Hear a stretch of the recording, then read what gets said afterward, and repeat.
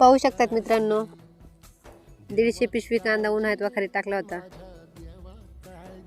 कांद्याचे बाजार वाढते ह्या अपेक्षेने कांदा वाखारीत ठेवला.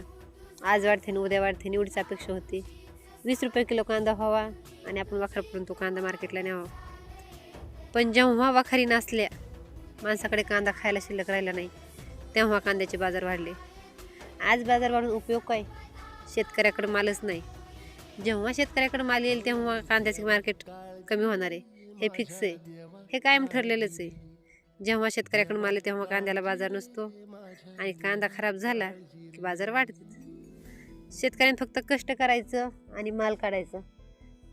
कांद्याचे बाजार ठरवणारे दुसरेच आहेत. फक्त शेतकऱ्याचं कष्ट जाणून घ्या आणि कांद्याला योग्य तो भाव द्या, एवढीच सरकारला विनंती आहे. कारण ह्या कांद्याच्या जीवावर शेतकऱ्याने मीठसुद्धा उधार आणू नये. कांद्याच्या नादी लागल्या येड लागायची बारी, ती येड खूपच अवघड आहे शेतकऱ्याचं. जाणून घ्या थोडंसं शेतकऱ्याला.